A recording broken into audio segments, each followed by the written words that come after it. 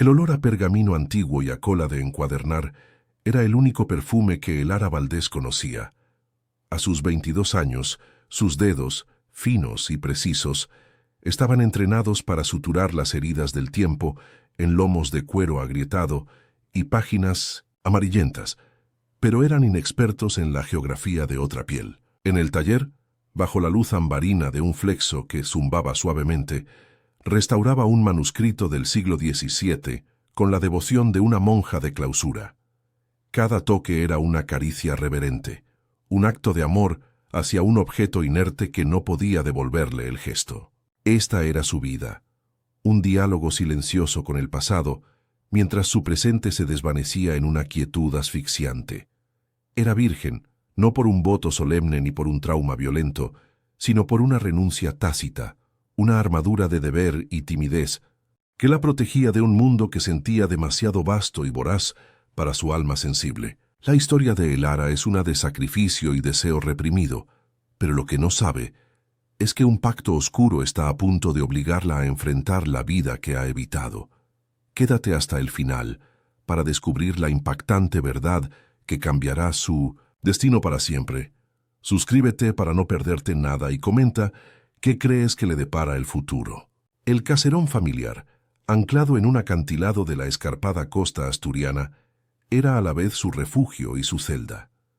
El salitre se filtraba por las contraventanas de madera, impregnando el aire con una melancolía persistente que se adhería a los muebles cubiertos de sábanas blancas, como fantasmas esperando un despertar que nunca llegaba. Desde la muerte de su madre, Elara había asumido el rol de guardiana de su padre, un hombre de orgullo fracturado, y guardiana de la biblioteca, el único patrimonio que les quedaba. Su virginidad era la extensión lógica de esa custodia. Había protegido su cuerpo con el mismo celo con que protegía los incunables de la humedad, resguardando su corazón tras capas de responsabilidad. Era una elección no verbalizada, un sacrificio silencioso en el altar de la lealtad familiar, convencida de que su propia vida era un libro que aún no tenía permiso para empezar a leer. Su padre, don Arturo Valdés, se movía por la casa como una sombra de lo que fue. Antaño un hombre cuya risa retumbaba en los pasillos. Ahora sus silencios eran los que ocupaban todo el espacio. La deuda, una herencia ponzoñosa transmitida a través de generaciones y agravada por sus propias malas inversiones, le había encorvado los hombros y apagado la luz de sus ojos. Elara lo observaba a través de la puerta entreabierta de su estudio, rodeado de libros que no podía vender y de una historia familiar que se había convertido en una lápida. Su amor por él era incondicional, una fuerza que la anclaba a esa existencia crepuscular, pero a veces en la soledad de su cuarto sentía el peso de ese amor como una cadena, cada eslabón forjado con deber, culpa y una tristeza infinita por los sueños que había guardado bajo llave. La biblioteca era el corazón latente y enfermo de la casa. Ocupaba 2 plantas, con estanterías de roble macizo que se elevaban hasta los techos artesonados, repletas de volúmenes cuyo valor histórico era incalculable, pero cuya liquidez era nula. Para Elara, aquel lugar era su santuario. Allí el tiempo se detenía. Podía pasar horas deslizando los dedos por las guardas de seda, inhalando el aroma a vainilla del papel antiguo, perdiéndose en historias de amores trágicos y aventuras lejanas que contrastaban brutalmente con la inmovilidad de su propia existencia. Sin embargo, aquel paraíso de papel era también un recordatorio constante de su prisión. Cada libro era un ladrillo más en el muro que la separaba del mundo exterior. Un legado magnífico que la obligaba a vivir entre fantasmas, sacrificando su juventud para preservar un apellido que ya solo se susurraba con lástima. En las noches de tormenta, cuando el viento del Cantábrico aullaba y golpeaba los ventanales, Elara se enfrentaba al vacío que anidaba en su interior. Se acercaba al cristal, empañado por su propio aliento, y en el reflejo oscuro veía a una extraña de ojos tristes y piel pálida. Una joven de 22 años atrapada en el cuerpo y la vida de una anciana prematura. El deseo, esa corriente eléctrica que leía en las novelas, era para ella un idioma extranjero. Anhelaba algo que no sabía nombrar. Un contacto que no fuera accidental. Una mirada que la viera a ella y no al apellido Valdés. Una mano que quisiera desvelar sus páginas en lugar de repararlas. Pero el miedo a la vulnerabilidad era más fuerte. Era más fácil y seguro seguir siendo la restauradora, la hija abnegada, la virgen silenciosa, que arriesgarse a que alguien descubriera lo frágil y rota que estaba por dentro. La presión del exterior se manifestaba en sutilezas crueles. En el pequeño pueblo costero, las miradas de compasión eran casi peores que las de desdén. Cuando bajaba a por el pan o a la farmacia, sentía los murmullos a su espalda, las conversaciones que se interrumpían a su paso. La decadencia de los Valdés era el comidillo local, una tragedia griega representada a cámara lenta para el entretenimiento de los vecinos. Clara había aprendido a construir una muralla de indiferencia, a caminar con la vista fija en el suelo, pero cada mirada era una pequeña piedra lanzada contra su frágil autoestima. Se sentía como una reliquia viviente, un objeto de museo exhibido en la vitrina de su propia casa, observada por todos pero verdaderamente vista por nadie. Esa soledad social la empujaba aún más hacia el interior de su caparazón, reforzando la idea de que su lugar estaba allí, entre los muros de piedra y los libros silenciosos.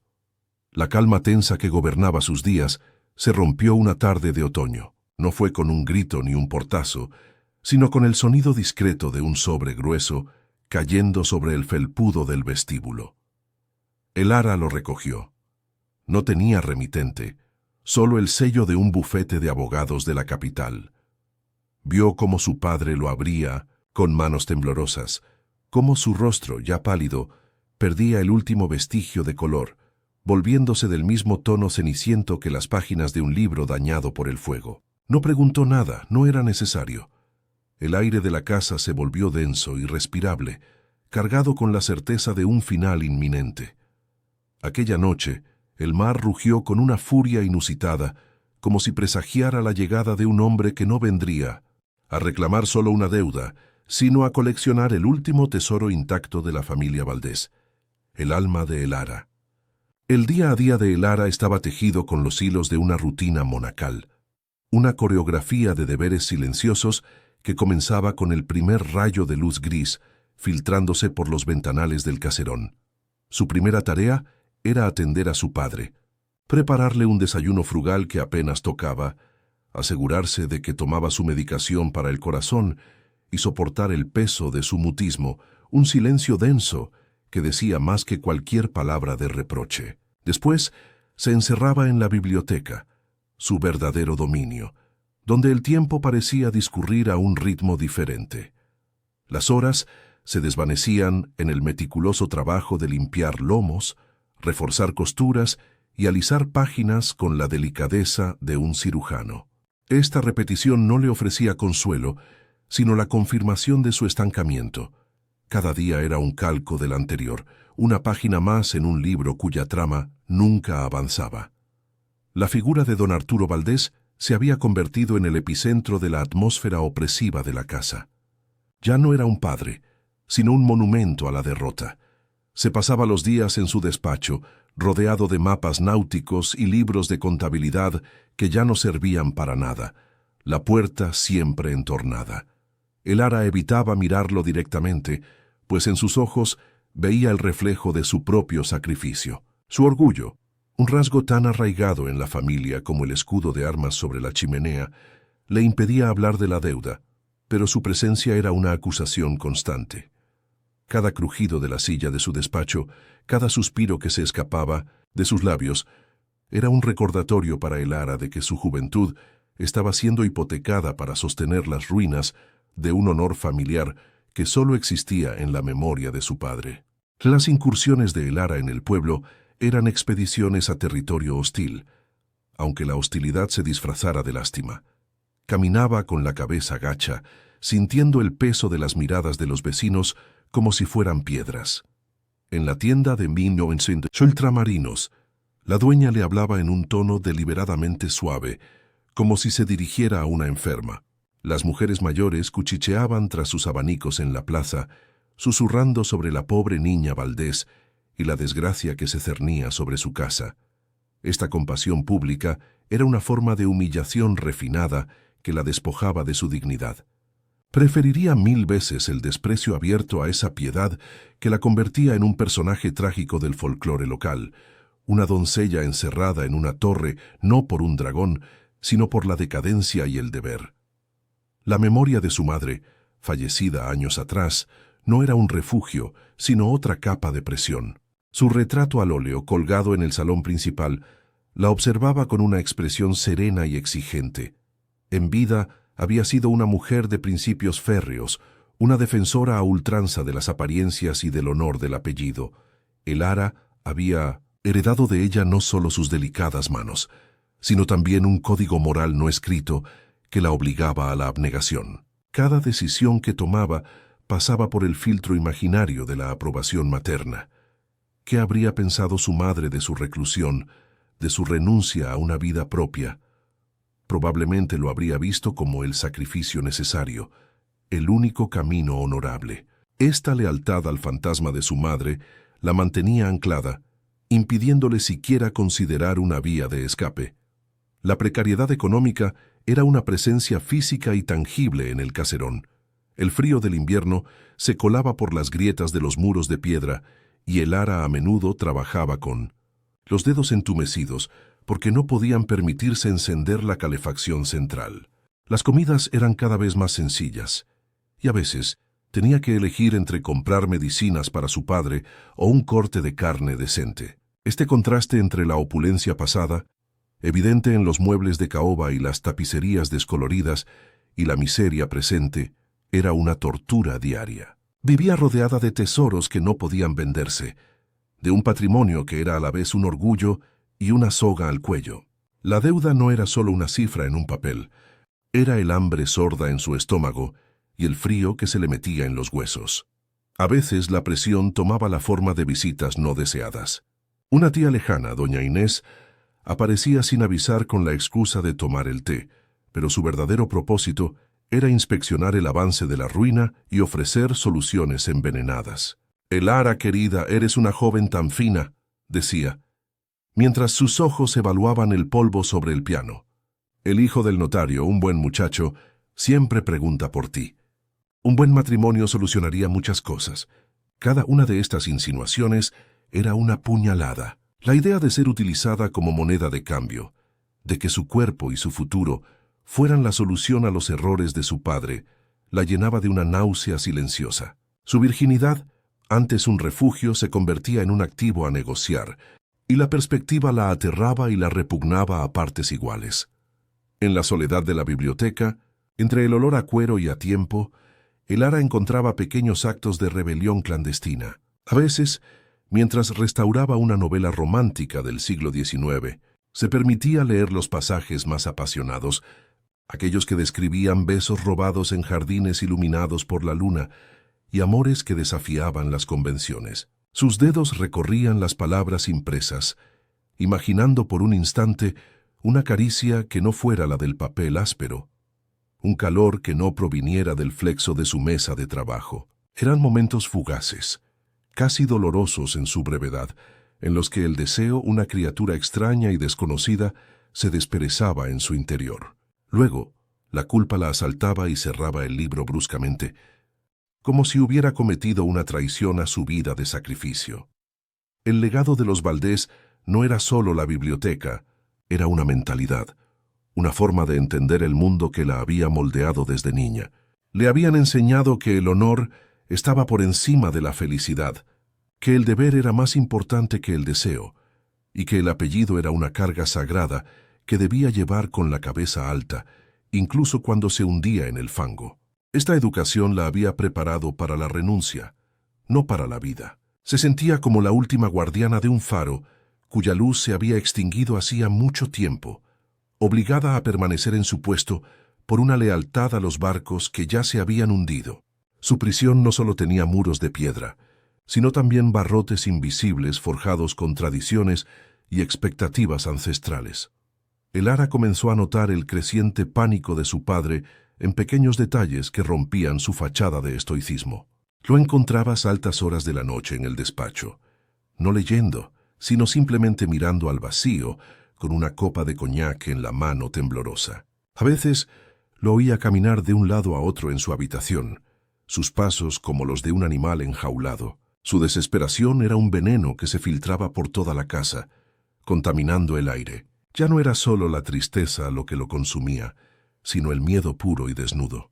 Elara sentía ese miedo como propio, una premonición de que el frágil equilibrio de su existencia estaba a punto de hacerse añicos, y que la caída sería terrible y definitiva para ambos. El otoño avanzaba, despojando a los árboles del acantilado de sus últimas hojas y vistiendo el cielo de un gris plomizo. El mar, antes un compañero sereno de su soledad, ahora rugía contra las rocas con una furia nueva, como si anunciara la llegada de una fuerza implacable. Elara sentía que la casa se encogía a su alrededor, que los pasillos se estrechaban y los techos bajaban, amenazando con aplastarla. La sensación de aprisionamiento se había vuelto claustrofóbica, una certeza física de que no había escapatoria. Estaba siendo preparada, aunque no sabía para qué. Era una pieza en un tablero de ajedrez, movida por manos invisibles hacia un sacrificio inevitable, un destino que se acercaba con la inexorabilidad de la marea alta. El coche que la recogió no tenía conductor visible, o al menos no uno que se dignara a mirarla a los ojos. Era un sedán negro, silencioso como una pantera, con los cristales tan oscuros que reflejaban el cielo gris de la costa como un espejo de obsidiana. Elara se sentó en el asiento de cuero, frío y liso bajo sus dedos, sintiéndose absurdamente pequeña y fuera de lugar. El viaje transcurrió en un silencio absoluto, roto únicamente por el zumbido casi imperceptible del motor eléctrico. Cada kilómetro que la alejaba de su caserón era un eslabón más en la cadena de su rendición. Observaba el paisaje familiar desdibujarse a través del cristal, los acantilados y el mar embravecido, sintiendo que no solo dejaba atrás un lugar, sino una versión de sí misma, la guardiana intacta de un mundo en ruinas. Estaba siendo transportada a un destino desconocido, un sacrificio aceptado con la resignación de quien ya ha perdido todas las batallas. La mansión se erigía sobre el acantilado más alto, no como una casa, sino como una declaración de poder. Era una fortaleza de hormigón brutalista y cristal, una herida geométrica en la belleza salvaje del paisaje. No había jardines, solo roca, y la inmensidad del Cantábrico rugiendo a sus pies. La estructura parecía absorber la luz en lugar de reflejarla, un monolito que desafiaba al cielo y al mar. A Elara le recordó a las prisiones de las novelas góticas, pero despojada de cualquier romanticismo.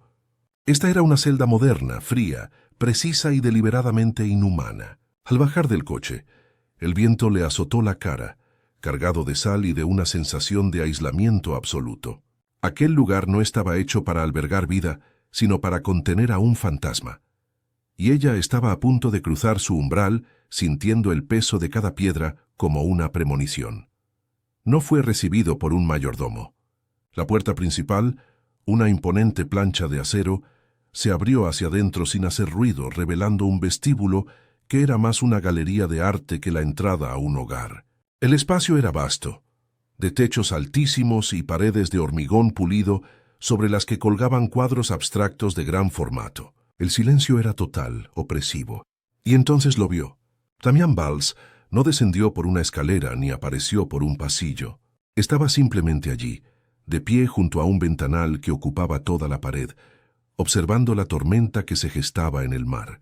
Llevaba un traje oscuro de corte impecable que no podía ocultar la tensión de sus hombros. Al volverse, Elara contuvo el aliento. Su rostro era una máscara de control, con unos pómulos afilados y una boca que parecía no haber sonreído jamás. Pero fueron sus ojos los que la paralizaron, de un gris tan profundo como el mar en invierno y completamente vacíos de emoción. «Señorita Valdés», dijo él, y su voz, un barítono bajo y controlado, resonó en el silencio del vestíbulo sin el menor atisbo de bienvenida. No era una pregunta, sino una afirmación, la constatación de la llegada de un objeto esperado. Se acercó a ella con pasos lentos, medidos, el movimiento de un depredador que evalúa a su presa. Elara se obligó a mantenerse erguida, a clavar los pies en el suelo de mármol frío, luchando contra el impulso de retroceder. Él se detuvo a un par de metros de ella, su altura proyectando una sombra que la engulló por completo. Su mirada la recorrió de arriba a abajo, no con lascivia, sino con la curiosidad distante de un coleccionista que examina una nueva adquisición. Esperaba a alguien. Diferente, añadió dejando la frase suspendida en el aire, cargada de un juicio implícito que la hizo sentirse inadecuada y transparente. Sin esperar respuesta, Damián se dio la vuelta y comenzó a caminar. «Sígame». La orden fue escueta, impersonal. El ara lo siguió a través de pasillos que parecían arterias de un cuerpo inerte, cada espacio más frío y minimalista que el anterior. No había fotografías ni libros a la vista, ni un solo objeto que delatara una vida personal. Solo arte contemporáneo, esculturas de metal retorcido y un orden tan perfecto que resultaba asfixiante. Era un mausoleo del éxito, un monumento a la soledad. Él se movía por aquel entorno con una familiaridad que denotaba que era una extensión de sí mismo. El ara, acostumbrada al desorden orgánico de su biblioteca, al olor a polvo y a historia, se sentía como una nota discordante en una sinfonía de acero y cristal, una mancha de humanidad en un lienzo de calculada perfección. Se detuvieron en una sala dominada por una única vitrina iluminada. Dentro, sobre un soporte de terciopelo negro, reposaba un pequeño manuscrito iluminado. «Un libro de horas del siglo XV», explicó Damián, su voz aún desprovista de inflexión. «La encuadernación está dañada». El ara se acercó, atraída por el objeto a pesar de sí misma. Era su mundo, su lenguaje. Sin pensarlo, sus dedos se movieron instintivamente hacia el cristal, anhelando sentir la textura del cuero, evaluar el daño. Damián observó el gesto, y por primera vez una chispa de algo parecido al interés brilló en sus ojos grises. «Tiene las manos de una artesana», comentó, y el tono no fue un cumplido, sino una observación clínica. Fue en ese momento, mientras sus miradas se cruzaban sobre el reflejo del manuscrito, cuando el ara sintió el primer tirón de una conexión extraña y peligrosa, una fascinación que se abría paso a través del miedo. Él no la miraba como los hombres del pueblo, ni como su padre, ni como nadie la había mirado nunca. Su escrutinio era total, una disección silenciosa que parecía penetrar las capas de timidez y deber con las que se había protegido durante años. Se sintió expuesta, como una de sus páginas frágiles bajo la lupa de un experto. Sin embargo, bajo esa intensidad analítica, percibió algo más, una especie de reconocimiento. Él no veía a la pobre niña Valdés, ni a la hija de un deudor. Veía su habilidad, su propósito, la esencia de lo que ella era más allá de su apellido y su circunstancia. Esa sensación era a la vez aterradora y embriagadora. Por primera vez en su vida, alguien la veía no por lo que representaba, sino por lo que podía hacer, y ese reconocimiento, viniendo de un hombre tan roto y poderoso, la desarmó más que cualquier amenaza. Continuaron el recorrido en silencio por un momento, hasta que se detuvieron frente a un tríptico oscuro y tormentoso de un pintor contemporáneo. «El arte es la única inversión honesta», dijo Damián más para sí mismo que para ella. «No te miente, no te traiciona. Simplemente es. Su valor reside en su indiferencia». La frase estaba cargada de un cinismo tan profundo que a el ara se le heló la sangre. En esas pocas palabras, entrevió el abismo de su soledad, la herida purulenta de una traición pasada que lo había convertido en aquella fortaleza de hielo. Vio al hombre detrás del monstruo, a un alma tan aislada como la suya, aunque su jaula estuviera hecha de oro y la de ella de libros viejos y de ver. La revelación no lo hizo menos peligroso, al contrario. Un hombre herido era capaz de cualquier cosa para evitar que lo volvieran a lastimar. Pasaron junto a una estantería de metal que contenía una pequeña colección de primeras ediciones, encuadernadas con una pulcritud aséptica. Damián señaló un volumen. «Poe, se dice que es la edición más rara». El ara, en un impulso de coraje nacido de su propio terreno, se acercó. «No lo es», dijo en voz baja pero firme. «La encuadernación es posterior. El papel no tiene la marca de agua correcta». Damián se detuvo y la miró fijamente. El silencio se estiró, tenso y vibrante. Ella esperaba una reprimenda, una humillación por su atrevimiento. En cambio, vio cómo una de las comisuras de sus labios se curvaba en un gesto minúsculo, casi imperceptible, que no llegó a ser una sonrisa. «Interesante», fue todo lo que dijo, pero en esa única palabra Elara sintió que el equilibrio de poder había cambiado, aunque solo fuera por un instante. Había demostrado que no era solo un peón, sino una jugadora con sus propias armas. Finalmente, la condujo hasta una puerta al final de un largo pasillo. La abrió, revelando un dormitorio opulento y desoladoramente impersonal. Una cama enorme con sábanas de seda gris ocupaba el centro de la estancia. El corazón de Elara martilleaba contra sus costillas, un tambor fúnebre. Había llegado el momento. Se preparó para lo inevitable, reuniendo los últimos jirones de su dignidad como un escudo. Pero Damián no se acercó a ella. Se quedó en el umbral, su figura recortada contra la luz fría del pasillo. «Esta noche no se trata de lo que usted cree, señorita Valdés», dijo, su voz teñida de una extraña gravedad. «Se trata de una elección». La miró una última vez, y en sus ojos grises Elara vio un torbellino de emociones contradictorias. Control, anhelo y una profunda y antigua soledad. La tensión en la habitación se volvió casi insoportable, una mezcla de pavor y una incipiente, prohibida curiosidad por la naturaleza de esa elección. La elección no era una liberación, sino el intercambio de una celda por otra, una jaula de barrotes de deber por una de oro y cristal. Elara aceptó. Lo hizo con un nudo en la garganta, sintiendo el peso de la palabra sí, como una lápida sobre su futuro. No lo hacía solo por su padre, ni por el apellido Valdés. Lo hacía por el códice, por esa belleza herida que la llamaba desde su vitrina y por una razón más oscura y profunda que se negaba a admitir. La atracción magnética y aterradora que sentía por el hombre que la había comprado. Damián Valls no le había arrebatado el cuerpo, pero en esa habitación impersonal y fría, Elara sintió que le había entregado el alma. La deuda estaba saldada, pero el precio real, el de su propia voluntad, apenas comenzaba a cobrarse en cuotas de silencio y proximidad forzada. El taller que Damián había preparado para ella era la antítesis de su desordenada y amada biblioteca. Era un laboratorio aséptico, con superficies de acero inoxidable, luces LED que imitaban la luz del día y herramientas organizadas con una precisión quirúrgica. Todo era perfecto, eficiente y desalmado. El primer día, mientras Elara desempaquetaba sus propios instrumentos, pinceles de pelo de Marta gastados, espátulas de hueso pulidas por el uso, sintió la presencia de Damián a sus espaldas. No dijo nada, simplemente observó. Su mirada se detuvo en sus manos, estudiándolas con una intensidad que iba más allá de la mera curiosidad profesional. Era una mirada posesiva, la de un coleccionista que admira no solo la obra, sino también la herramienta que la creará. En ese silencio cargado de expectativas, Elara se sintió a la vez valorada y atrapada, una artesana prisionera de su propio talento.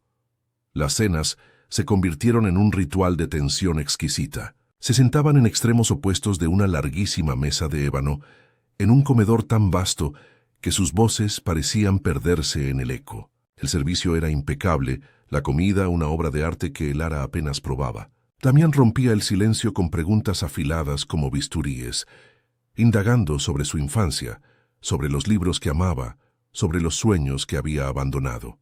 Cada pregunta era una excavación, un intento de cartografiar su alma. Ella respondía con monosílabos, construyendo un muro de evasivas que él parecía disfrutar desmantelando. No era una conversación, era un interrogatorio sutil, un juego de poder en el que él controlaba cada movimiento, obligándola a revelar piezas de sí misma que ni siquiera sabía que guardaba con tanto celo.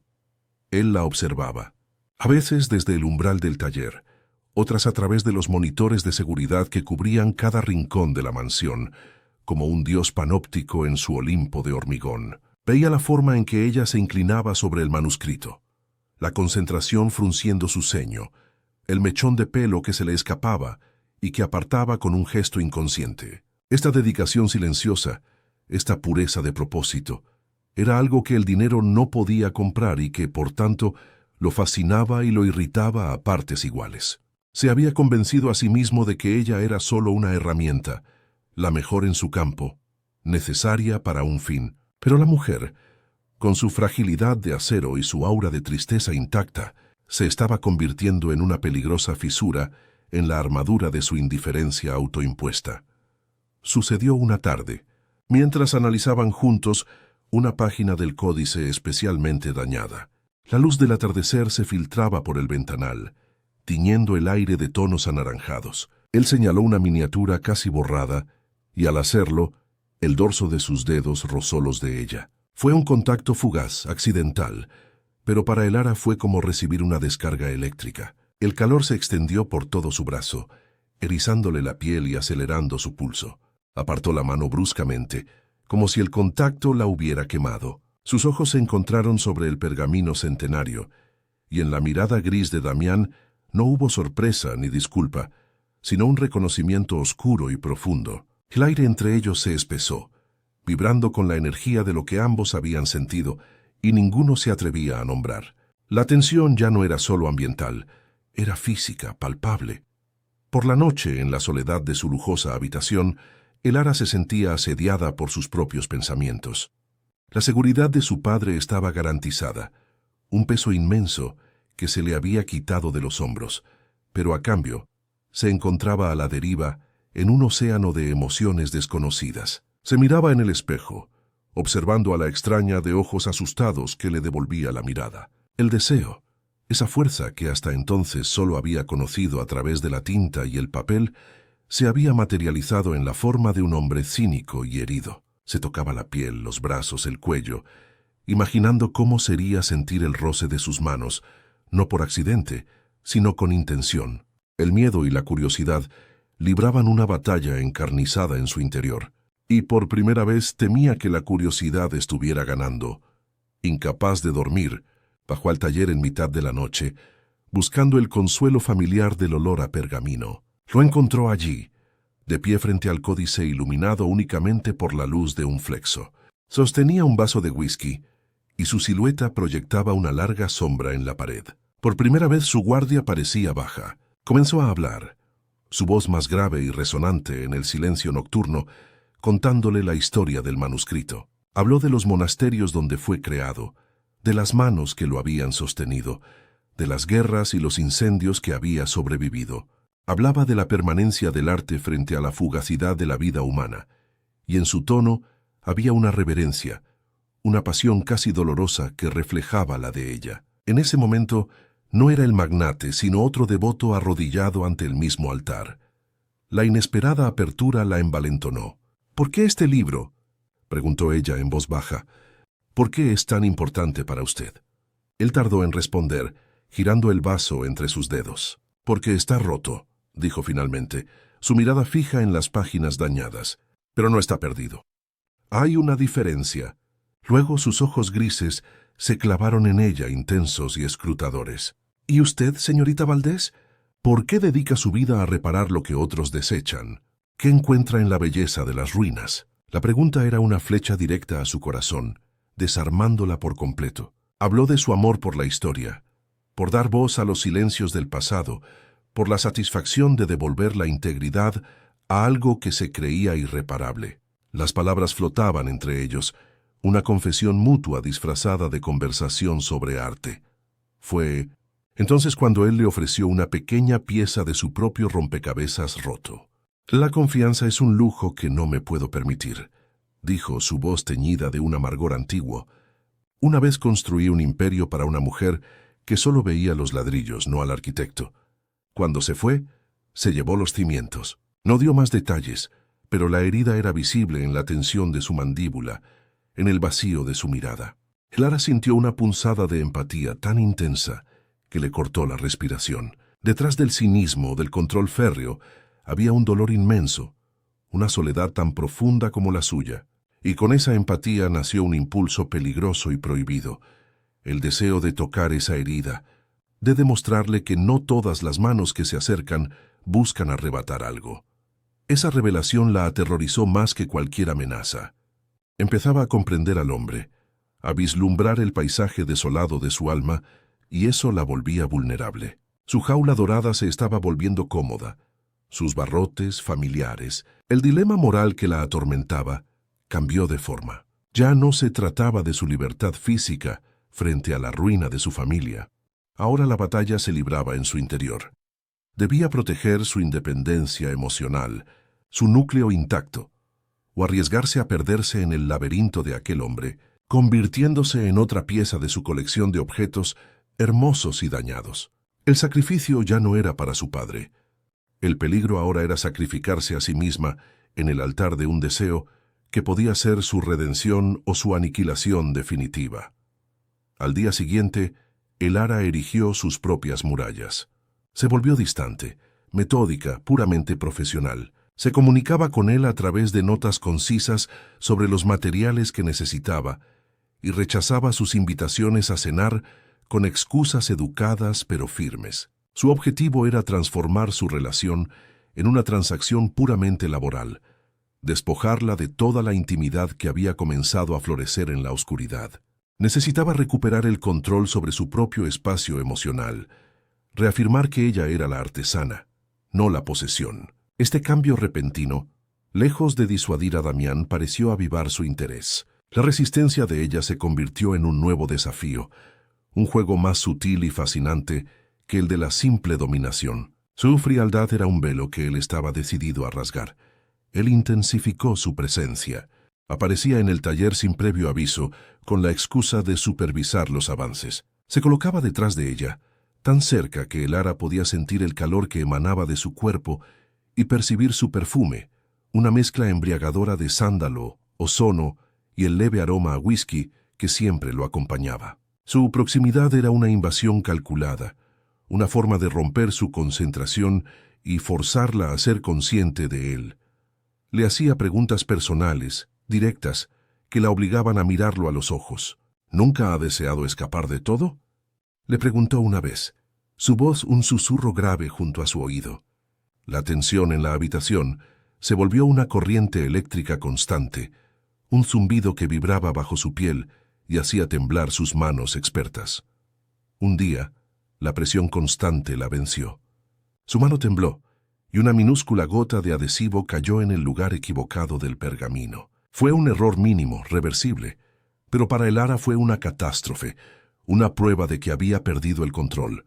El pánico la inundó y sintió que las lágrimas pugnaban por salir. Su perfección era su único escudo y se había agrietado. Esperaba un reproche, una muestra de ira por haber puesto en peligro su preciado tesoro. En lugar de eso, Damián se acercó y con una lentitud deliberada posó su mano sobre el hombro de ella. El contacto fue firme, tranquilizador. «Es solo papel», Elara dijo, y el uso de su nombre de pila por primera vez fue más íntimo que el propio gesto físico. «Respira». Ese simple toque lo cambió todo. El calor de su palma pareció filtrarse a través de la tela de su blusa, llegando directamente a su piel, a sus huesos, a su alma. La gentileza inesperada en su voz y en su gesto derribó sus defensas de un solo golpe. Cuando él retiró la mano, ella sintió su ausencia como un frío repentino. Se quedó inmóvil, con el corazón latiendo desbocado no por el error cometido, sino por la reacción de él. En ese instante, la lucha interna de Elara terminó. Se rindió. Ya no quería huir de él ni protegerse. Quería entender la contradicción de aquel hombre, la ternura que se escondía bajo la crueldad. La admisión fue silenciosa, pero resonó en su interior como un trueno. Lo deseaba. Deseaba al monstruo, al coleccionista, al hombre herido. La rendición silenciosa de ella no pasó desapercibida para él. La percibió en la forma en que su mirada ya no lo rehuía, sino que lo sostenía con una mezcla de miedo y anhelo. Este cambio avivó su propia obsesión. Se descubrió pensando en ella a todas horas, incapaz de concentrarse en las videoconferencias multimillonarias que antes consumían su existencia. Recordaba el temblor de su hombro bajo su mano, el olor a papel viejo y a ella que impregnaba el taller. La había llevado allí para poseer su talento, para que reparara un objeto roto, pero ahora se daba cuenta de que lo que realmente quería era poseer su espíritu, ser él quien reparara su soledad, aunque eso significara arriesgarse a que ella hiciera añicos la suya. El cazador estaba siendo atrapado en su propia trampa.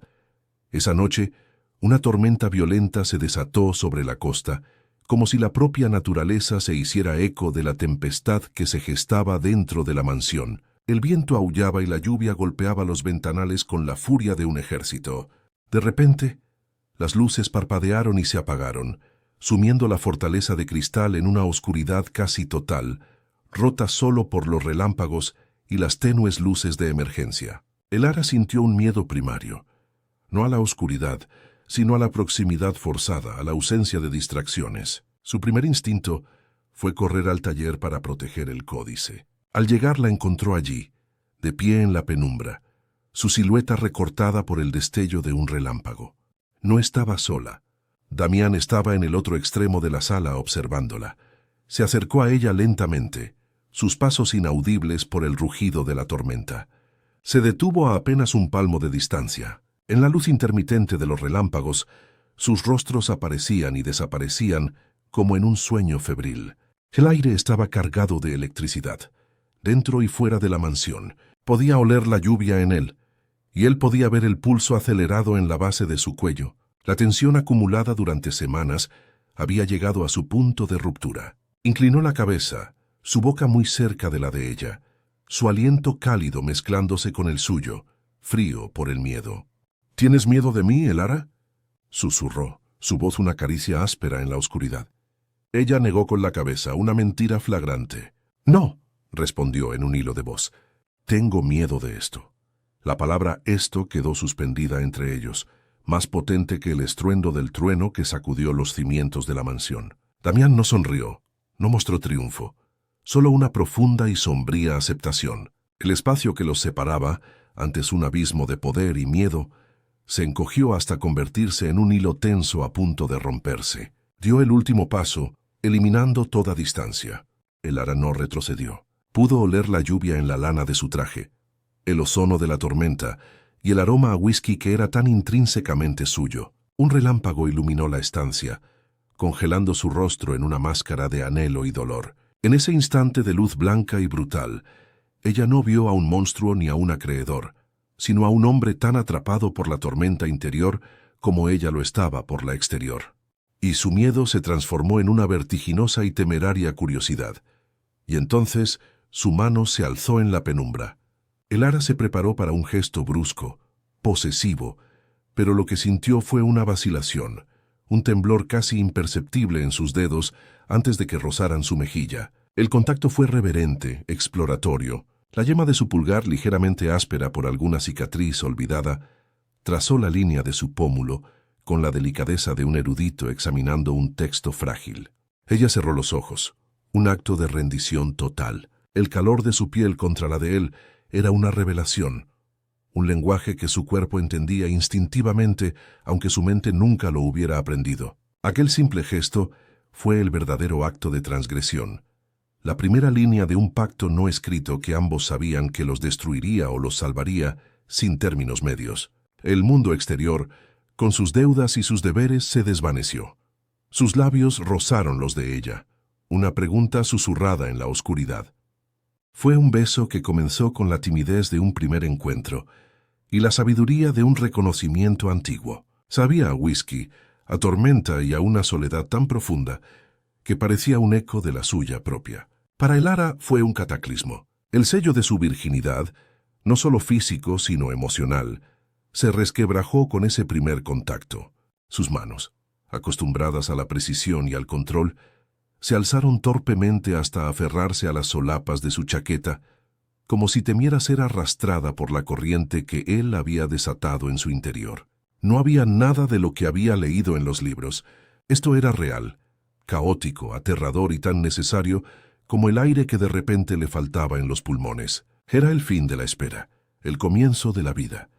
El beso se profundizó, perdiendo su vacilación inicial para convertirse en una expresión de hambre mutua y desesperada.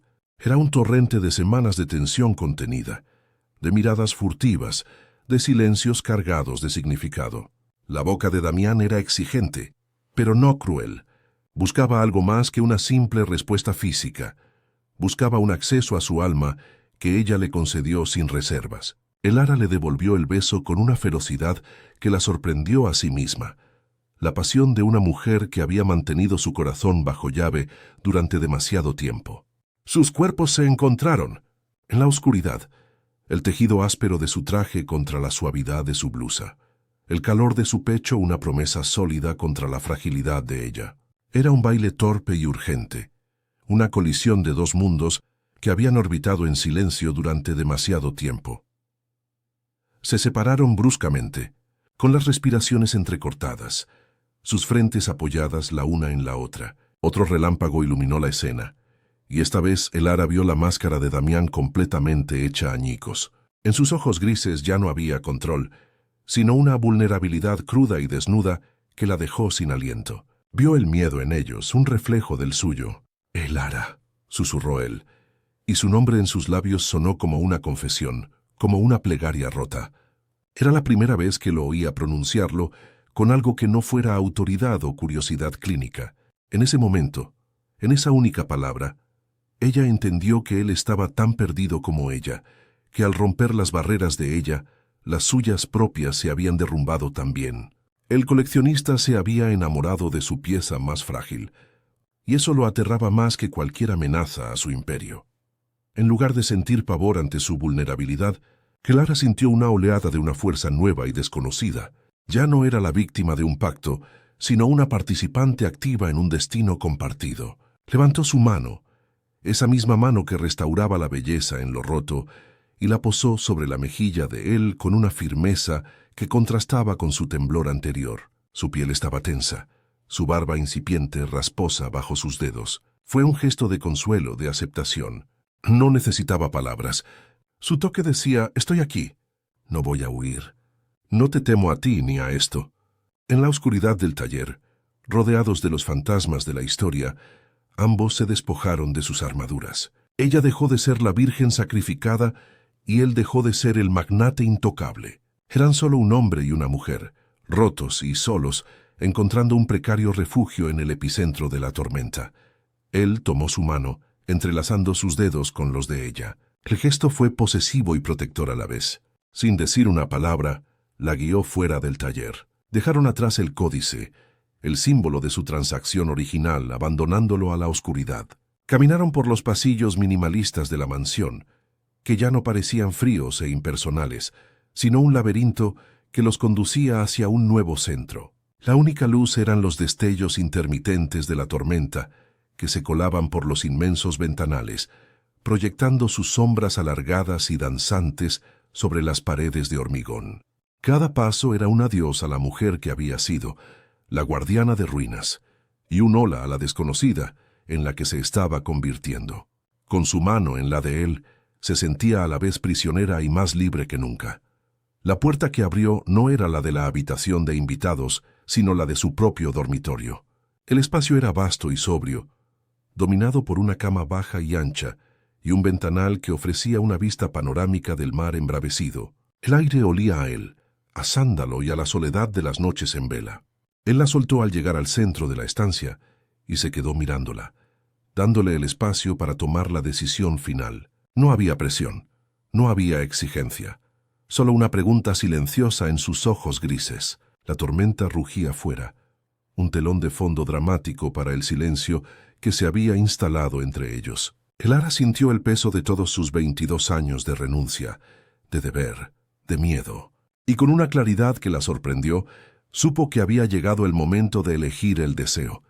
Con dedos temblorosos pero decididos, comenzó a desabrochar los botones de su blusa. Fue un acto lento, deliberado, no una seducción sino un despojo. Se estaba quitando las capas de la hija abnegada, de la restauradora metódica, de la virgen intacta. Damián observaba cada movimiento, su expresión una mezcla de asombro, reverencia y un dolor profundo. No veía un cuerpo que se le ofrecía, sino un alma que se desnudaba ante él, confiándole su parte más pura y vulnerable. Cuando la blusa cayó al suelo, fue como si se rompiera el último eslabón de la cadena que la ataba a su pasado. Se quedó ante él, iluminada por un relámpago, sintiéndose a la vez expuesta y poderosa. En sus ojos, por primera vez, no vio a una pieza de su colección, sino a su igual. La entrega no fue un acto de sumisión, sino de descubrimiento mutuo. Sobre las sábanas de seda fría, En la penumbra de la habitación, cada caricia era un nuevo párrafo en una historia que acababan de empezar a escribir. Para Elara, era un despertar de los sentidos, una explosión de sensaciones que borraba años de quietud. Para Damián, era un doloroso y dulce recordatorio de una humanidad que creía haber perdido para siempre. Sus cuerpos hablaron en un idioma de piel y aliento, confesando miedos y anhelos, que sus labios nunca se habrían atrevido a articular. Mientras la tormenta exterior comenzaba a amainar, calmando su furia, la tempestad que había rugido entre ellos se disolvía en una calma frágil e incierta. En los brazos del otro, encontraron no una solución, sino un nuevo y hermoso problema. Habían cruzado un umbral, y ambos sabían con una certeza aterradora que ya no había vuelta atrás. Elara despertó con la primera luz del alba, una luz pálida y cruel que se filtraba por el inmenso ventanal, despojando a la habitación de la magia protectora de la noche. Estaba sola. El calor del cuerpo de Damián se había desvanecido de las sábanas de seda, dejando tras de sí un frío que parecía emanar del propio colchón. El silencio de la mansión era ahora diferente. No era el silencio expectante de antes, sino uno vacío, definitivo, el silencio que sigue a una catástrofe. Se incorporó, abrazándose las rodillas, y el recuerdo de la noche anterior la asaltó no como una caricia, sino como una contusión. La desnudez de su cuerpo bajo las sábanas se sentía de pronto vergonzosa, expuesta. La tormenta había pasado, llevándose consigo la ilusión de que su entrega había sido algo más que el cumplimiento final de un contrato no escrito. Él se había ido, y su ausencia era la respuesta más elocuente y devastadora. Damián observaba el mar desde su despacho, ahora en calma, su superficie gris y metálica como un espejo de su propia alma. Llevaba horas allí, con un vaso de whisky intacto sobre la mesa. La armadura que Elara había conseguido resquebrajar durante la tormenta había sido reconstruida, pieza por pieza, con el acero de la racionalización y el cinismo. Se había permitido una debilidad, una exposición que no había experimentado en años, y el pánico que le provocaba esa vulnerabilidad era un veneno helado en sus venas. Permitir que ella viera al hombre detrás del coleccionista había sido un error táctico imperdonable. La intimidad era un campo de batalla en el que siempre perdía. Su instinto, afilado por la traición, le gritaba que debía replegarse, levantar los muros más altos que nunca, y tratarla como lo que siempre debió ser, un activo invaluable, no una mujer capaz de desmantelar su mundo con un solo toque. Elara regresó a su habitación de invitados, sintiéndose como una impostora en su propia piel. Cada paso por los pasillos silenciosos era una tortura. Se miró en el espejo y no reconoció a la mujer que le devolvía la mirada. Sus ojos estaban más oscuros. Su boca parecía haber probado un sabor que nunca podría olvidar. La culpa la invadió, una oleada nauseabunda. No era la culpa moralista que le habían inculcado, sino una más profunda y existencial. La culpa de haberse traicionado a sí misma, de haber entregado la llave de su fortaleza interior a un hombre que a la luz del día la había abandonado. Había sido todo una ilusión, un juego de poder llevado a su máxima expresión. La conexión que había sentido tan real en la oscuridad se desvanecía ahora como un sueño febril, dejándola con la amarga certeza de que había sido conquistada, no amada. El desayuno fue una lección de crueldad silenciosa. Se sentaron en sus extremos habituales de la mesa de ébano. El espacio entre ellos, un abismo infranqueable. Él no mencionó la noche anterior. Su rostro era una máscara de control impenetrable. Habló del tiempo, de una fluctuación en la bolsa, y luego, con una frialdad que le heló la sangre a Elara, le preguntó por los progresos en el códice. «Señorita Valdés», dijo, y cada sílaba fue un golpe, una anulación deliberada de la intimidad que habían compartido, del sonido de su nombre susurrado en la oscuridad. La había degradado de nuevo a su rol original, la artesana, la empleada. Elara sintió cómo algo se rompía en su interior, no con un estallido, sino con el crujido silencioso del hielo que se resquebraja. Comprendió que para él la noche solo había sido un paréntesis, y ahora el libro se había cerrado. Se refugió en el taller, su santuario ahora profanado. El olor a pergamino y a cola ya no le traía consuelo, sino que avivaba el recuerdo de su beso en la penumbra. Cada herramienta, cada pincel, parecía un testigo mudo de su rendición. Intentó trabajar, pero sus manos, normalmente tan firmes y precisas, temblaban incontrolablemente. El códice, con sus páginas heridas, parecía burlarse de ella. Había creído que compartía con Damián la devoción por reparar lo roto, pero ahora se daba cuenta de su error. Él no quería reparar nada. Quería poseer. Ella había sido solo otra pieza dañada que él deseaba añadir a su colección, y la noche anterior había sido simplemente el proceso de adquisición. La pasión que había sentido, su despertar, se sentía ahora como la más humillante de las debilidades, una vulnerabilidad que él había explotado con una maestría aterradora. Fue mientras buscaba un solvente específico en el escritorio de Damián, un escritorio que él raramente usaba, pero que contenía archivos relacionados con sus colecciones, cuando encontró la carpeta. Llevaba el apellido Valdés en una etiqueta pulcra. La curiosidad de una serpiente venenosa la impulsó a abrirla. Dentro encontró copias de los contratos de deuda de su padre, pero las fechas la dejaron sin aliento. Damián no era un acreedor reciente. Había estado comprando la deuda de su familia de forma sistemática durante más de 2 años, a través de empresas fantasma, estrangulando lentamente sus finanzas hasta llevar a su padre a la desesperación. No había sido una casualidad, ni una oportunidad, había sido una cacería. El acuerdo no fue un rescate desesperado, sino el movimiento final y calculado de una partida de ajedrez que él había estado jugando solo. La revelación fue un golpe físico, un puñetazo en el estómago que le robó el aire. Con la carpeta en la mano, lo buscó por la mansión, su miedo reemplazado por una furia fría y lúcida que nunca antes había conocido. Lo encontró en la biblioteca, irónicamente, rodeado de las historias de otros. No gritó. Su voz cuando habló era baja y temblaba con una fuerza contenida. «Esto no fue un rescate», dijo arrojando la carpeta sobre la mesa de caoba. «Fue una trampa. Usted no me salvó de la ruina. Usted la construyó». Lo miró a los ojos sin retroceder, y por primera vez no vio al hombre magnético y herido, sino a un manipulador despiadado.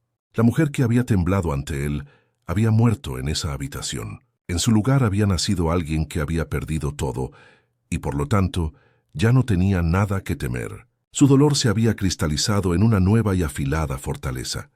Damián miró los papeles y luego la miró a ella. No lo negó. Su rostro por un instante mostró un atisbo de algo parecido al pánico, pero lo ocultó rápidamente tras su máscara de impasibilidad. Sabía que cualquier palabra sería inútil.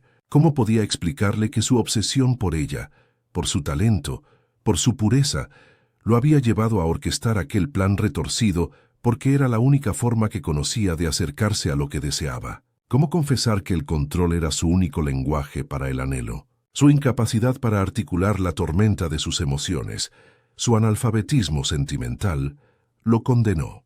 Su silencio fue su confesión.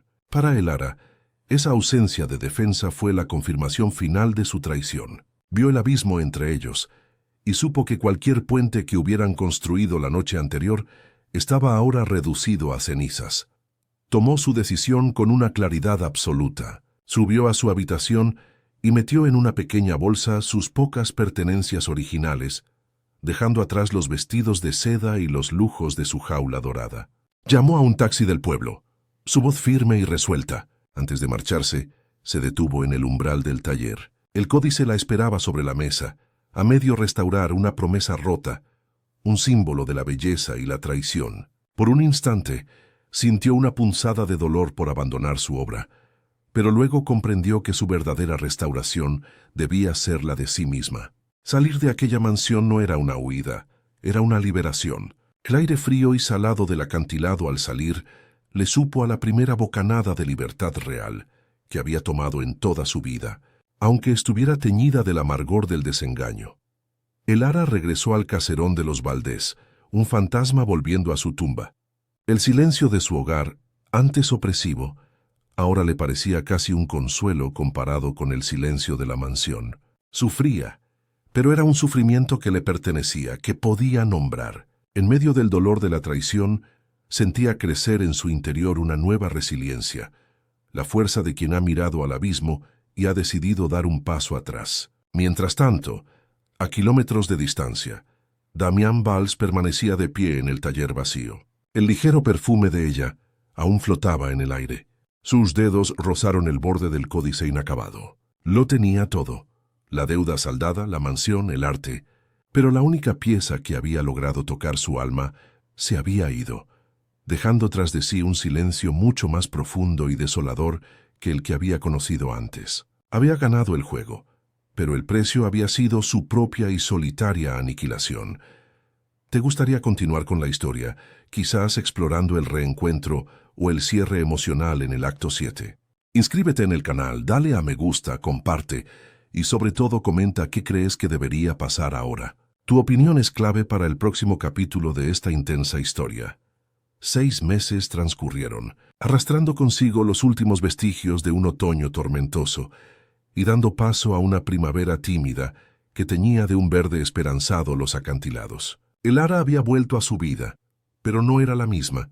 La mujer que regresó al caserón de los Valdés ya no caminaba con la cabeza gacha. Había aprendido, a un coste terrible, el valor de su propia voluntad. Se hizo cargo de las finanzas familiares con una determinación que sorprendió a su padre, vendiendo algunos volúmenes menores de la biblioteca, no por desesperación, sino como una decisión estratégica para mantenerse a flote. El fantasma de Damián Valls la visitaba en las noches de insomnio, un recuerdo agridulce de deseo y traición, una cicatriz que ya no sangraba, pero cuya presencia era un recordatorio constante de la mujer en la que se había convertido, alguien que había sobrevivido no solo a la ruina, sino también a la jaula dorada de un hombre roto. Un día, sin previo aviso, una furgoneta de reparto sin distintivos se detuvo frente a la verja oxidada. El conductor, un hombre anónimo, le entregó una nota para que firmara y le indicó una gran caja de madera en la parte trasera del vehículo. No había remitente, ni una sola pista sobre su origen, pero el Lara lo supo. Lo supo con una certeza helada que le recorrió la espina dorsal. Su corazón, que había aprendido a latir a un ritmo sosegado, se desbocó en un galope salvaje y familiar. Con la ayuda de un viejo vecino, trasladó la pesada caja al vestíbulo. Durante horas, la contempló en silencio, temiendo lo que encontraría dentro, temiendo el poder que ese objeto aún pudiera ejercer sobre ella. Finalmente, al caer la tarde, tomó una palanca y, con un gesto firme que desmentía el temblor de sus manos, hizo saltar la tapa. Dentro, sobre un lecho de terciopelo negro idéntico al de la vitrina de la mansión, descansaba el códice. Estaba exactamente como ella lo había dejado, abierto por la página en la que su mano había temblado, con la minúscula mancha de adhesivo aún visible, una imperfección que ahora parecía un monumento a su propia humanidad. No había sido tocado. Ninguna otra mano experta había intentado continuar su trabajo. Aquel gesto de inacción era más elocuente que cualquier discurso. Era un reconocimiento silencioso, una admisión de que su talento era insustituible. Damián no había buscado un reemplazo. Había esperado, en el silencio del vestíbulo, rodeada por los fantasmas de su linaje. El Lara sintió que una parte de su herida comenzaba a cerrarse, no por el perdón, sino por la validación de su arte, la única parte de sí misma que nunca había estado en venta. Junto al libro había un único sobre de papel grueso. Lo abrió con dedos que ya no temblaban. Dentro, una sola hoja doblada. La caligrafía de Damián era como él, afilada, precisa, controlada. Pero las palabras que contenía eran una rendición. No había disculpas, ni justificaciones, ni intentos de manipulación. Solo 3 frases cortas que lo cambiaron todo. Es suyo, termínelo o quémelo. La elección siempre fue suya. El Lara leyó la nota una y otra vez, sintiendo el peso de cada palabra. La elección siempre fue suya. Era la confesión definitiva, la devolución del poder que él le había arrebatado. No era una petición de que volviera, ni una oferta de paz. Era un acto de liberación. La llave de su jaula entregada no por un carcelero arrepentido, sino por un hombre que finalmente había comprendido que la verdadera belleza no puede ser poseída, solo admirada. Con un cuidado infinito, el Lara sacó el códice de su caja y lo llevó a su antiguo taller, el lugar donde su vida se había detenido durante años. El peso del manuscrito en sus brazos era familiar, pero ya no se sentía como una carga. Lo depositó sobre su mesa de trabajo, la superficie de madera marcada por décadas de servicio. Pasó los dedos por el cuero agrietado, por las letras doradas que habían sobrevivido a los siglos. No pensó en Damián, ni en la deuda ni en la traición. Pensó en el monje que había iluminado esa página hacía 600 años, en todas las manos que lo habían protegido. La restauración ya no era un servicio para un hombre poderoso, sino un diálogo con la historia, un acto de amor hacia la belleza herida. Decidió que lo terminaría, no por él, ni por el acuerdo roto, sino por ella, para demostrarse a sí misma que su don le pertenecía solo a ella. La primera luz de la mañana se filtró por el ventanal polvoriento de la biblioteca, iluminando el rostro sereno de Elara. El códice estaba abierto ante ella, sus colores esperando pacientemente a ser devueltos a la vida. Cogió un pincel fino, el mango de madera pulido por el uso, y lo sumergió en un pigmento azul lapislázuli. No sabía si algún día volvería a ver a Damián Valls, pero en el silencio de la biblioteca, mientras su mano firme devolvía el color a una letra capitular olvidada, Elara Valdés supo, con una certeza absoluta, que por fin había comenzado a restaurar su propia historia. El futuro de Elara y Damián queda abierto, una página en blanco esperando ser escrita. ¿Crees que deberían reencontrarse? ¿O es este el final perfecto para ella? Suscríbete, dale a me gusta, comparte y déjanos tu opinión en los comentarios. Tu voz podría decidir el próximo capítulo.